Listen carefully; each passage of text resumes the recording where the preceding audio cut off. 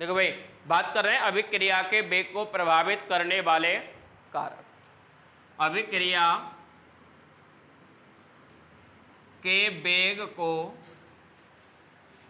प्रभावित करने वाले कारक, जिसमें पहला पॉइंट है हमारा सांद्रण का प्रभाव।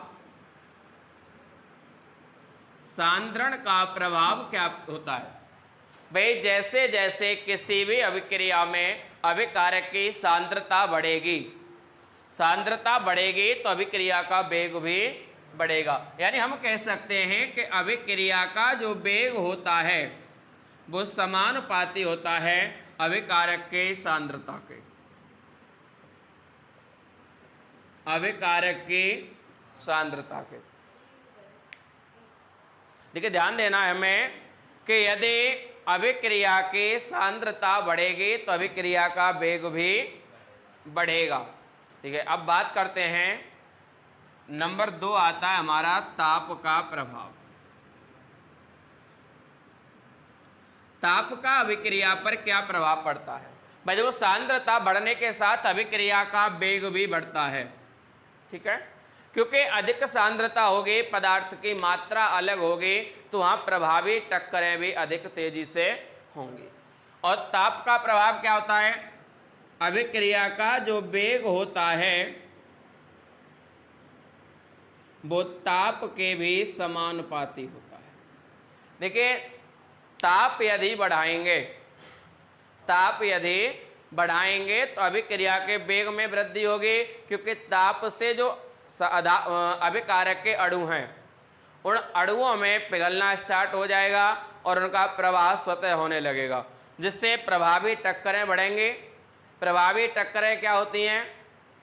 अभी आगे पढ़ेंगे चैप्टर में, संघट्टवाद सिद्धांत में बता देता हूं प्रभावी टक्करें क्या होती हैं। प्रभावी टक्करें हैं कि हमने 2 ईंटें ली और 2 ईंट को आपस में, हमें ईंट से ईंट को तोड़ना है। हमने ईंट को ईंट में मारा और ईंट टूट गई। भाई हमारा उद्देश्य क्या था? ईंट को तोड़ना, और वो उद्देश्य हमारा सफल हो गया तो टक्कर कैसी होगी? प्रभावी। और यदि उद्देश्य सफल ना हो तो टक्कर अप्रभावी रहेगी। अब देखिए, बात करते अभिक्रिया का वेग, यानी ताप बढ़ने पर अभिक्रिया का वेग भी। भाई हम ले लें, हमें चीनी से चाशनी बनानी है। चीनी से क्या बनाना है? हम उसका ताप कम रखेंगे, धीमी लौ पर बनाएंगे तो चाशनी बनने में अधिक समय लगेगा। समय अधिक होगा तो अभिक्रिया का वेग कम होगा। और इसमें ही हम ताप बढ़ा दें, हाई फ्लेम पर जलाएं तो क्या होगा? वो जल्दी बन जाएगी। समय कम लगेगा तो अभिक्रिया का वेग बढ़ेगा। ठीक है, तो यानी जो ताप होता है उसका भी समानुपाती प्रभाव पड़ता है अभिक्रिया के वेग पर। नेक्स्ट है हमारा दाब का प्रभाव। तो दाब का क्या प्रभाव पड़ता है अभिक्रिया के वेग पर? यानी यह कह सकते हैं कि अभिक्रिया का जो वेग होता है वो दाब के भी समानुपाती। अधिकतर अभिक्रियाओं में यदि दाब बढ़ा दिया जाए, भाई दाब बढ़ाएंगे तो उसके जो अणु हैं उनकी गति बढ़ जाएगी, और गति बढ़ने से अभिक्रिया का वेग भी। देखो, मैं एक सामान्य एग्जाम्पल दूं कि एक पॉलीथीन लें हम, और पॉलीथीन में पानी भर लें, उसमें एक छोटा सा छेद कर दें और उस पानी को निकलने दें। दूसरे पॉलीथीन में भी समान पानी भरें और उसको दबाएं, एक को बिना दबाए और एक को दबा के रखें। तो यानी पहले कौन सी खाली हो जाएगी? जिसको हम दाब लगा रहे हैं, क्योंकि दाब लगा रहे हैं तो उस अभिक्रिया का जो वेग है, जो प्रवाहित होने वाला सिस्टम है, वो क्या होगा? तेजी से होगा। तेजी से प्रवाहित होगी तो अभिक्रिया का वेग भी बढ़ेगा। यानी यदि दाब बढ़ेगा तो अभिक्रिया का वेग भी बढ़ेगा। और नंबर नेक्स्ट आता है हमारा उत्प्रेरक का प्रभाव।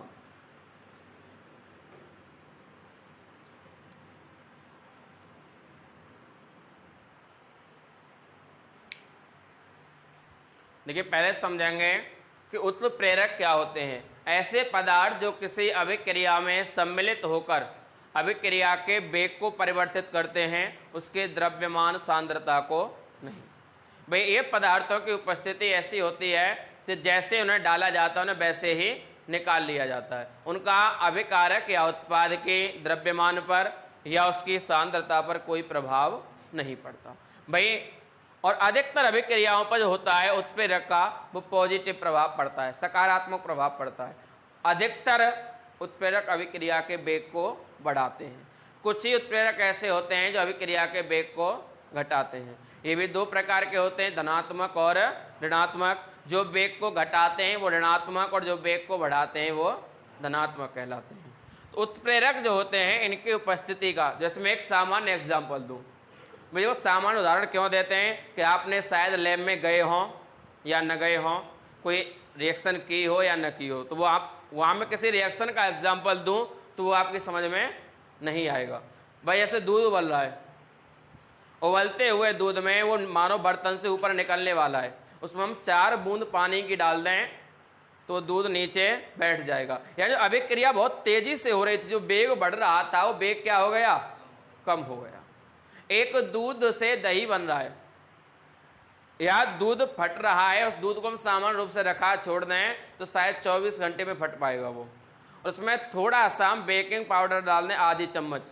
अब ऐसे तो है नहीं कि 1 लीटर दूध का 2 लीटर बन जाएगा आधी चम्मच डालने से, उसका कोई प्रभाव नहीं पड़ेगा और हमारी अभिक्रिया भी जल्दी हो जाएगी। मैंने अभी तुम्हें कल परसों का एग्जाम्पल कराया था, इसका ध्यान रखना है, सकारात्मक प्रभाव पड़ता है यानी अधिकतर पॉजिटिव।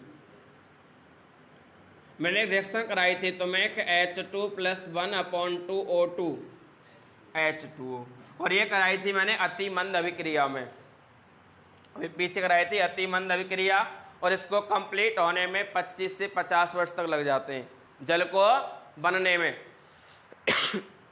यदि यहाँ पर प्लेटिनम धातु की रॉड डाल दी जाए, इस क्रिया को होते समय इसमें प्लेटिनम धातु की रॉड डाल दी जाए तो यही अभिक्रिया 1 से 2 वर्ष में कंप्लीट हो जाती है।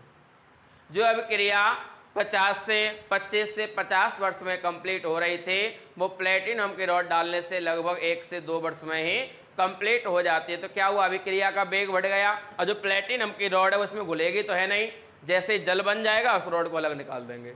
यानी अभिकारक और उत्पाद के उस पर क्या बोलते हैं, सांद्रता पर या उसके भार पर कोई प्रभाव नहीं पड़ेगा, केवल अभिक्रिया का वेग परिवर्तित होता है उत्प्रेरकों की उपस्थिति से। देखिए अगला हेडिंग है वेग नियम या विशिष्ट दर स्थिरांक। ये क्या होता है, किसी अभिक्रिया का वेग, अभिक्रिया का वेग समानुपाती होता है अभिकारक के मोलर सांद्रण के गुणनफल के।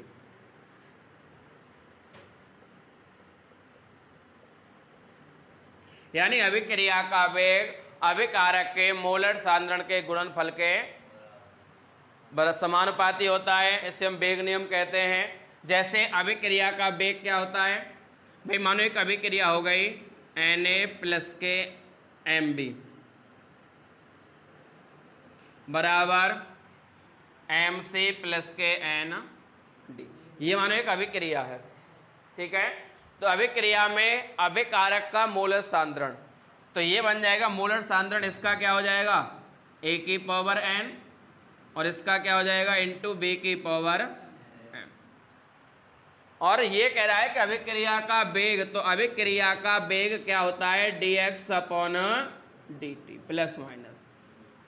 पीछे बता चुका हूं, प्लस कब होता है जब उत्पाद में परिवर्तन हो रहा हो, और माइनस कब होता है जब अभिकारक में परिवर्तन हो रहा हो। क्योंकि अभिकारक में जैसे जैसे पदार्थ घटता है वैसे वैसे उत्पाद में वृद्धि होती है, तो उत्पाद में पॉजिटिव होता है और अभिकारक में नेगेटिव होता है। तो ये जो अभिक्रिया का वेग है वो समानुपाती होता है अभिकारक के मोलर सांद्रता, ठीक है। इसे हम ऐसे लिख सकते हैं dx/dt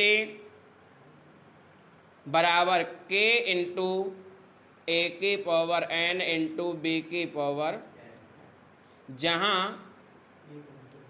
k एक स्थिरांक है, ठीक है। ये क्या कहलाता है हमारा वेग नियम या विशिष्ट दर स्थिरांक। इसको हम समानुपाती स्थिरांक भी कह देते हैं। अभी हम आगे पढ़ेंगे तो हमें यहाँ समाकलन करने पड़ेंगे इनके।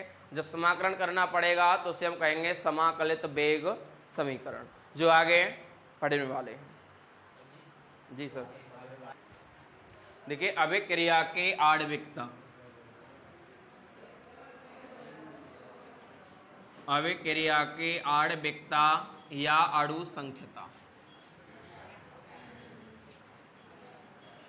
आणविकता या अणु संख्यता क्या होती है? किसी भी अभिक्रिया में प्रयुक्त होने वाले अणुओं की संख्या ही क्या कहलाती है? अभिक्रिया की आणविकता या अणु संख्यता। इसको 3 भागों में बांटा गया है। पहला है एकाणुक, जहां एक अणु भाग लेता है, ठीक है। दूसरा है द्विअणुक, वे रासायनिक अभिक्रियाएं जिनमें अभिकारक के 2 अणु भाग लेते हैं, वे द्विअणुक अभिक्रिया हो गई। और नंबर 3 आता है त्रिअणुक अभिक्रियाएं। त्रिअणुक क्या होती हैं? जिनमें 3 अणु पार्टिसिपेट करते हैं, किसके?